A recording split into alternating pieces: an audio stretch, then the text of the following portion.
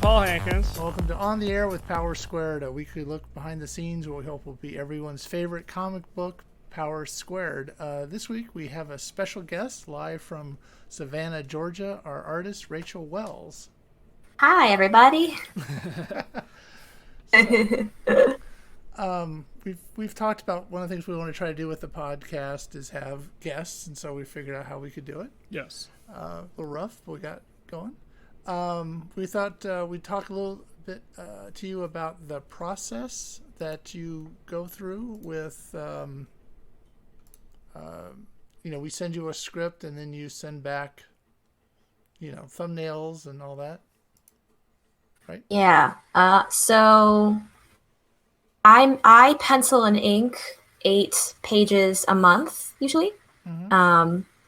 I start by opening up the script. I read through it. I always read through the script at least once all the way through before starting, just so I can have a good idea of the story, what's going on.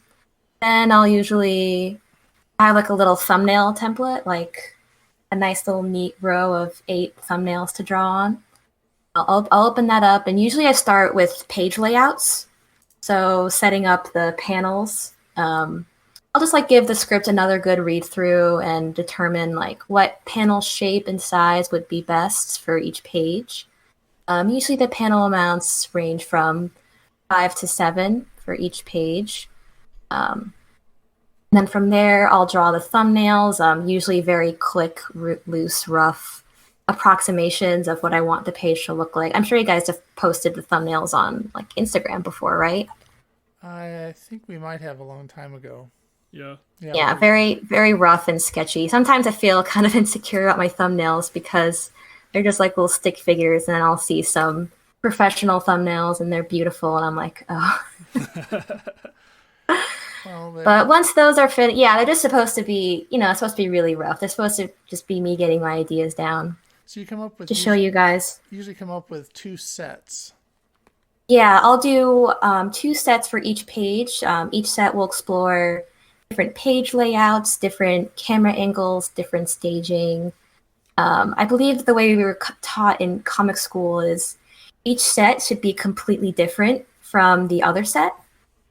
So that way you're exploring the breadth of ideas that you can possibly explore. So, to help make it more better. Yeah. So this is something you learned to do. Yeah. Oh yeah. Made lots of thumbnails in my day. It's something, yeah. It's a muscle you have to exercise. So then you send us these 2 versions, and then we go through and say, okay, this panel we like from A, and this we like from B, and is that good to get back, or is that frustrating? They're totally different points of view. Are we mixing things up too much, or? Oh no, I don't usually. I usually get frustrated over that. I wouldn't say so, because it actually makes it kind of interesting, because it's ooh, I never thought of all these panels together before you guys suggested them. Yeah. Sometimes it can be a little bit challenging to if a panel is shaped like this and I have to fit it into a layout that's shaped like this. I'm that's a little challenging. But, I always figure out a way to make it work. Anything in service of making the comic look better and make it, realize your vision, you guys' vision a little bit better, is something that I'm happy with, Yeah. That's what I always like to say. I mean, you guys have a vision. I help you put that vision on paper, A lot of times your vision is kind of takes our idea and makes it better. So we're not locked in. I know that in the script we try to say here are the panels for the page, but we're not. It's not written in cement. And sometimes, as I'm sure you guys know, I'll look at a panel configuration, a page, and think, oh, maybe this panel could probably look better on this other page. As a page turner, or I'll have different ideas. And I'll usually just throw them out there. I'm not the one to say it should be like this. And that's the end of the discussion. Yeah. It's definitely a collaborative process. Yeah, no, and I think that's what makes it better because of that. Yeah, for sure. Can we share anything here? Can we share a image? Yeah, sure. Screen share. Share your screen. And you get to choose.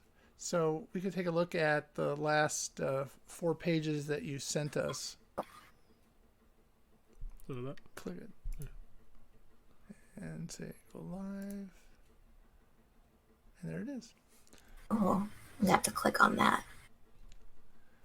So, there they are. yeah, I don't think we can really zoom in on it, but we can. So basically, this to give people an idea, you do 17A and 17B and 18A and 18B and so on and so on, and we go through and say, oh, we like. Yeah, there's always a set A and a set B. Yeah, and we like this page, this from here and this from there, and I forgot what we did on this set exactly, but I think there's the occasional. We like the whole page except for this panel from this page or something like that. I know we did that at least once here. I forgot where we did it. But yeah, the camera angles and stuff is kind of what's really interesting, I think, sometimes. Yeah, it's fun to explore different ways of, illustrating those ideas. For sure. Yeah. Yeah. Anything you... And like I said, they're like super rough and sketchy, but it's supposed to be like thumbnails can honestly the earlier in an artistic process it is, the harder it is to get stuff drawn and on paper, just because like you're working from nothing and trying to make something of it. So it can be a struggle to make thumbnails for sure. It's probably the hardest part. After that it gets easier. We were watching some people talk about animation and doing this version of thumbnails. What do they call it when they do like storyboarding, if I could just think of the word. And right. The guy from one of the shows was talking about the simpler the storyboarding, the better. And he was using an old Flintstones which was a primetime cartoon as an example of how simple the layouts were. And how right, that was really yeah. good. I mean, this is good because we get to see. I mean, this is a little more for us, to see that the detail is as much as you give us is good. I'm not saying make them simple, but I'm just saying that they don't need to be elaborate, I guess, to make it work. Right. Yeah, I often I'm most concerned with making sure it's readable. Otherwise, because like if it's not readable, then you guys can't do anything with it. Yeah. And then. Is there anything in particular you want to point out about these? Can you see these pages we have up? Yeah, I can see them. Anything in particular? I don't letter these comics, but I do like to add word bubbles in my thumbnails, just so I can make sure that the most important part of a comic panel, isn't just what's in it, but the lettering. Often for comic artists and writers, the lettering and the word bubbles are an afterthought, and then when they try and squeeze them in, it's kind of awkward. If you've ever seen like bad lettering in a comic, you'd know exactly what I mean. Like it's obviously like they didn't what do you call it? They didn't think about where the bubbles would go before they drew the comic, and then they drew the comic and there's nowhere to put the letters, and you're like, oh no. So I'm always very conscious of that when I'm making my comic panels. And I know we probably still are very wordy, but we're trying to cut back on that a little bit and try to make it not so, Yeah, this particular issue we just worked on was really good about there wasn't a lot of dialogue in the first place, but it makes it easier to convey movement, and there's a lot of movement in this last issue. Yeah, for sure. And this is, sometimes the characters you gotta talk. Right. That's all they used to do at the very beginning, was just a lot of talk, which is, I guess, my influence as far as writing goes. Right. Heavy dialogue, heavy. So I think it's something we've sort of learned to do. Or at least get better at, I think. Yeah. And the other thing you do is you send us the covers. Yeah. That's right, yeah. It's so funny. Whenever I do these last 4 pages in the issue, 17 to 20, I always forget to make the the cover thumbnails until I start sending the email, and then I'm like, oh yeah, I need to make covers. What the? What happened? I don't know. Okay. I do remember. Oh, is everything okay? Yeah, I Yeah. think it's fine. We just had a little minor blip. Yeah. Okay, I remember the version A, I used for issue 11, I want to say. And I said, oh, this might be good to use for this new issue. So I just recycled it. Well, nice to know. I'm just kidding. Yeah. We went with D, right? Yeah. Yeah. Yeah, I do like D quite a bit. Yeah. It was very. I think it was Paul's favorite of Yeah. them. It was very dramatic, and and we realized this is, I think, maybe the first cover that at least one of the boys hasn't been on. So Oh. yeah, crazy. Some Power Square trivia for you. Yeah. Everyone watching can win Power Square trivia night. Hey, let's hope it gets to that point someday. Yeah. Yeah, that'd be awesome. So, did you have a favorite of these four? I do like D. I think I like A and D equally. I just like the movement of A.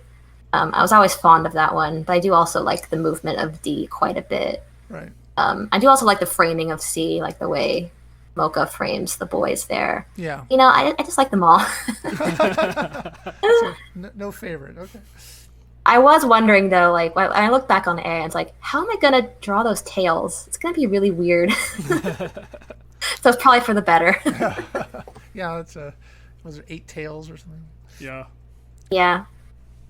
Yeah. So he decided she had 8 tails. Yes, because she wasn't. 9 is like, it had to do with the age or something like Yeah. that. So she wasn't old enough to have 9 or something.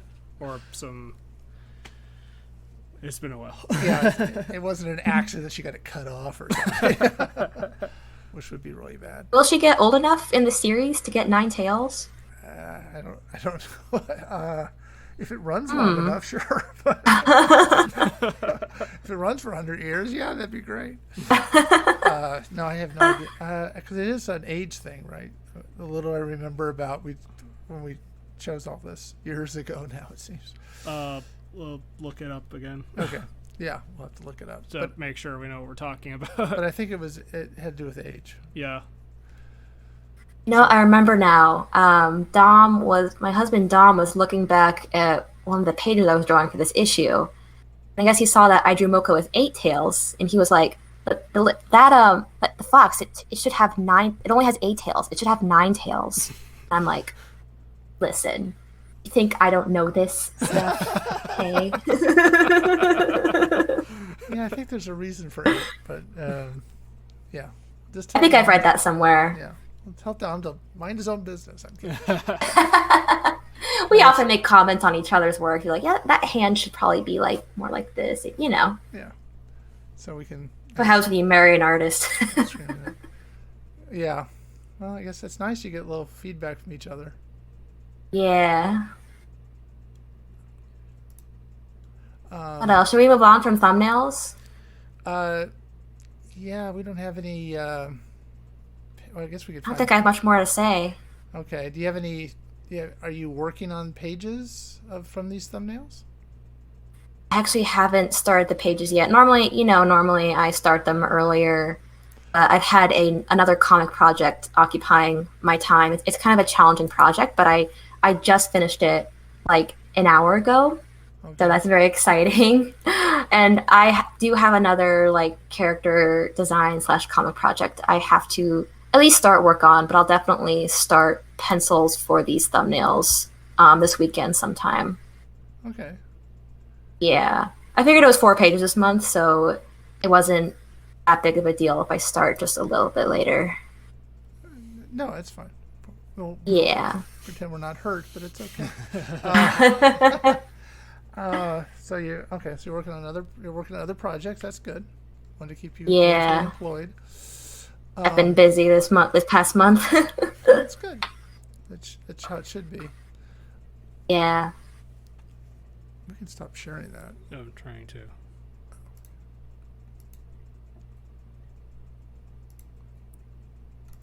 Oh, okay. No, we don't have any. I guess we could find some pages if you want to hold on. We'll talk about. Oh yeah. Should I talk about it or? Yeah, hold on. Let me see how we can do this. We weren't prepared. I'm not sharing all this.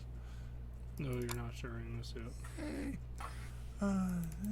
So I have all this stuff buried on like 15 different directories. So we could go back to how they met, which is the current one, and we have pencils and TIFFs, right? Yeah. Let's look at the TIFFs. So I guess we could. I don't know. Let's show the last 4 pages. Sure. So if we go back here. So now we have.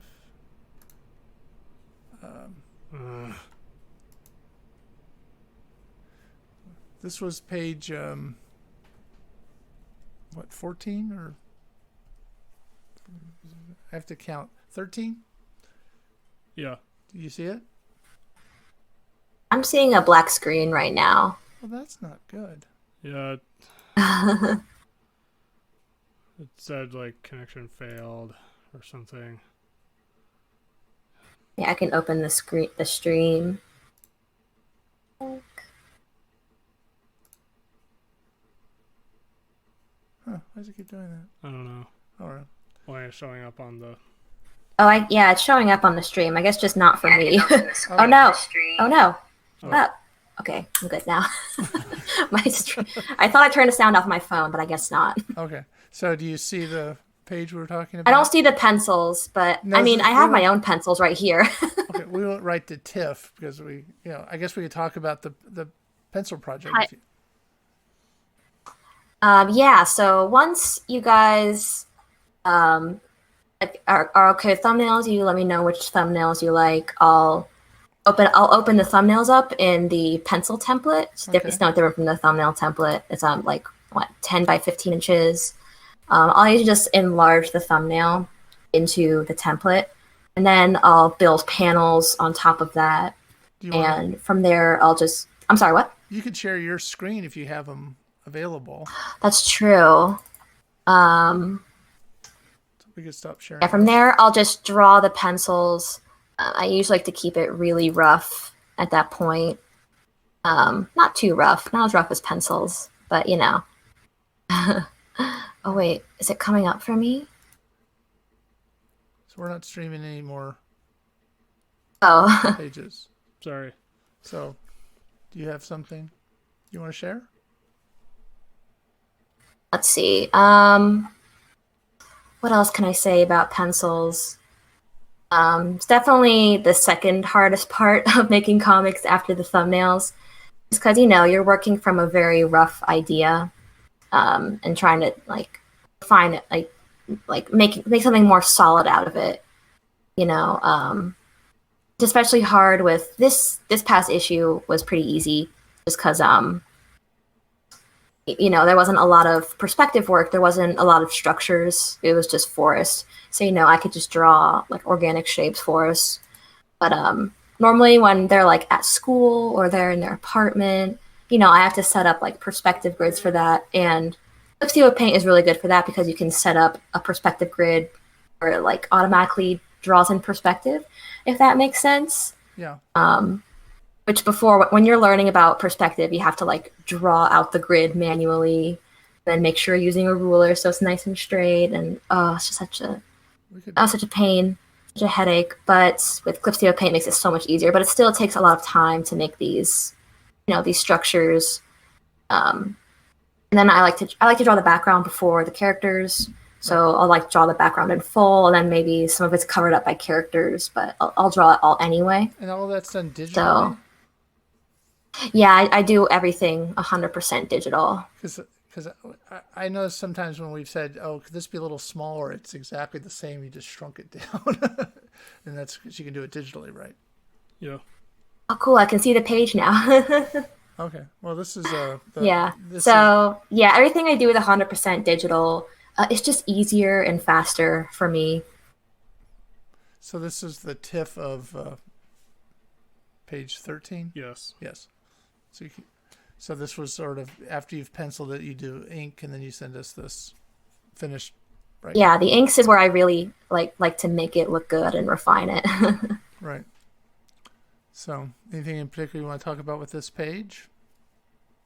This page, it was a little challenging because like there were a lot of these like swirly, what do you call them? Just lines. Yeah. There are a lot of lines I had to make sure like were in tandem, I suppose, like looked good together and not just like a mess. Right. And I also it was kind of a challenge to make sure that the tree looked consistent compared to, this flashback we saw in issue 2. Right. I don't want to draw a completely different tree. I want to make sure all the branches match up and Mocha's posing matches up. At the same time, I want to make sure the tree looks good. Was it a good thing to have a point of reference for this, or was that kind of cumbersome? I guess because you have to recreate something that somebody else drew. Um, it might have been a little bit cumbersome because I'm taking this very old idea and making it look like something in my style. But I mean, I certainly welcomed the challenge, but it was also like it made it easier in certain ways. I didn't have to like make up this new tree. Right. Trees can be I wouldn't say trees are challenging for me. They're different. I don't draw a whole lot of trees. Okay. So it's definitely different to be drawing this whole forest. So there's But in this issue there's a lot of creatures, yokai, and people transforming and stuff like that. Was that challenging or interesting or?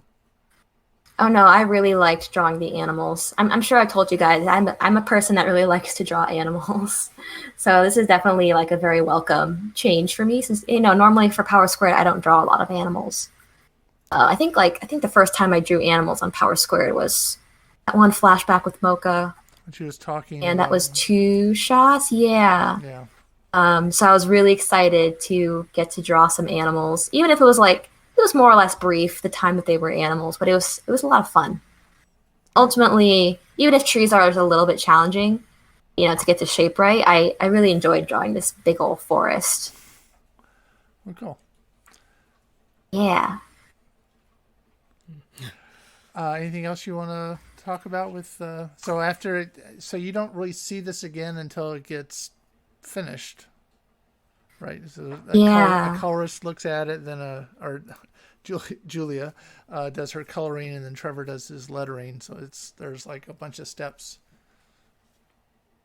Yeah. Yeah, it's kind of funny to work on these pages for a month and then hand them off, and then months and months more later, I see them totally finished. And I'm like, wow.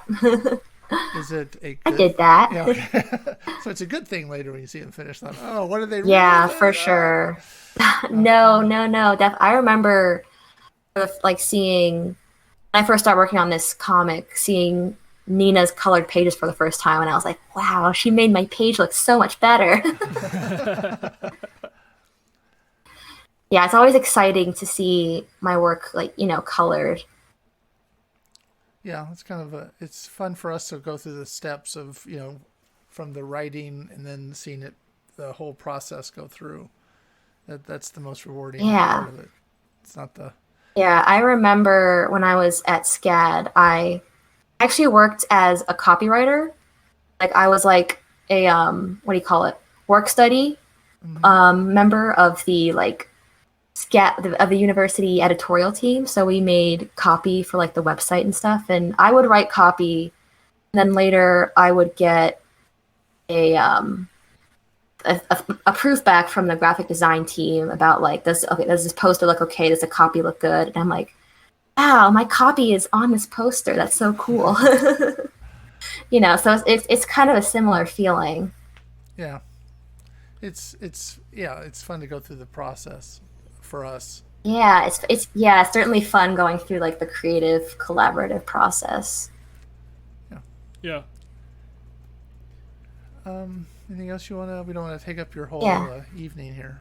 We do appreciate you taking the Oh time to no. talk with us, and I know it's. Oh no, it's my pleasure, of Oh course. well, great. I can't wait to see these pages colored in particular. Yeah, it should be. She's done some pages already, Yeah. which we could get to, I guess, if we. Yeah, If we I don't don't know if see. y'all looked in the memes channel on Discord, but I can see that Julia started. Oh, Um, I remember actually a fun fact. I was designing these new characters for this issue, and there's a cat, right? And I decided, oh, it'd be fun if the cat was like calico colored, since like calico color. I kind of associate calico coloring with Japanese like nekomata, or just like Japanese cats in general. So I figured that would be fun. So I took the time to design this calico cat, like what her coloring would look like. I wanted to make it look natural, and then I realized Julia's gonna hate coloring this. I probably shouldn't give her a calico cat to color. That would be just mean. So, I just made her the Siamese cat. well, she's probably now finding that out. Yeah, we had a. She was starting to color them, and she asked us about if this is just a big flashback, and we were like, yeah, except for we don't want all this to be grayscale, so it's she's actually going to color it, but it is a big flashback. That's right. Yeah, I was like, Yeah, I was wondering that for a time too, whether they would be colored in flashback colors or just full color. we figured flashback color would get kind of you wouldn't see the whole thing as well as you should. It's It'd be boring, wouldn't it? yeah, I mean, Yeah, in this case. yeah, the flashbacks are good in their little bits, but the whole thing being that way would be not wouldn't work. The cool thing about it'll be like a red fox running through a green forest. That'll be interesting to look at, just like the complementary colors. Right. Yeah. Thinking about color theory now. Well, anything else you want to talk about? Uh, Not really sure, I guess. When it comes to yokai, I've gotten familiar with the concept from a lot of like anime and manga, but one of the more recent things that came to mind for me was Yokai Watch. Okay. So sometimes when I think of certain yokai, I kind of associate it with the Yokai Watch version. Like the mascot of Yokai Watch, Jibanyan, is a Nekomata. Uh-huh. So I don't know. I think I'm kind of rambling here, but But that's your frame of reference. frame of reference. Yeah. Yeah. So she's not doing. I love looking at. I like Japanese mythology in general. Yeah. So it was really fun to research the different yokai that were in this issue and design their characters based off those. Yeah. It was fun to figure out which ones we were going to use too. Yeah. Yeah, because we're trying to. I think one of the things I like about Power Squared is it's sort of a mixture of stories. Yeah. You got the superpowers, but you also have this sort of yokai thing in the back going on at the same time. Yeah. Yeah, that's very true. I think that's what makes us, It's been very interesting. one of the things that makes us so unique. Besides having different series. I think I kind of know where I was gonna go with the Yokai Watch thing. Okay. Learning about certain yokai from Yokai Watch and actually from Yu-Gi-Oh! Gave us ideas for like I think we talked about this for a couple of stories in the future that involve the yokai that we learned about from those sources. Right. And Jer and I actually floated the idea of throwing in a quick Yokai Watch related joke at some point, but we were trying to figure out how to implement that. We're open. That's exciting. Yeah. So it won't be the next. Whenever you're done with this, we can send you the next issues, scripts, I guess. Yay, exciting. They're I think right now it's it is a 3-parter again. Yeah. Ooh. Yeah. And we bring back. I realized that next issue 16, will be my 10th issue, which is super exciting. Yeah, you've been drawing this. It's sort of, I was thinking about it, it's sort of hard to think about Power Squared before you started drawing it. Yeah, it feels like a million years ago. Yeah. I mean, in a good way, not like, oh, you know. But, yeah. But yeah, it's been a long time, and it seems like that's, you know, the first 5 issues are sort of, well, you know, that's those. Yeah. I mean, it's the beginning of it, and it's still the issue that's getting, I guess, pushed by Artith Merrick. I guess they're still. We did a unboxing video earlier this week about there's an anthology they want to try to put together, a monthly sort of serialize some of the comic books on their website, and you know, again, they always start with issue number 1, which seems kind of, it's ours. I recognize it, but it always seems a little foreign. Like that's not what it looks like now, you know, kind of stuff. Yeah, you gotta start somewhere, I guess. Yeah. And so it always seems like it's always, and then I guess we're going to try to, we will put out 10 this year. Yeah. So we're trying to get, you know, this will be our 3rd issue this year. Yeah. Right. So we're trying to be a little more proactive about getting them out. Yeah. That's exciting. I think issue 10 was the first issue where I really started focusing more on the inks. Like I felt before that my inks were a little bit messy, but issue 10 was where I would like look at my inked pages and be like, that actually looks good. Yeah, we're trying to put together some, you know, stuff to go along with it, as far as like, you know, T-shirts and things like that to go along with issue 10. And then we're still going to do the redo of the website and include San Ramiro Community College a little more prominently. Yeah. So we're just sort of waiting for exciting stuff. Yeah, it's, you know, you got to keep it fresh, I guess, as they say. Yeah. So anyway, it was fun to talk to you. It's always nice to talk to you. Appreciate you taking the time. And me too. Thanks so much for having me. Oh no, and hopefully we'll have you back. Maybe we get with the next issues go through the process more. Yeah. Yeah. So. Yeah, exciting. All right. So until next week, I'm David Hankins. And I'm Paul Hankins. And this has been On the Air with Power Squared with Rachel Wells. Hey, thanks for watching, everyone. All right. Bye. Bye. Have a good night.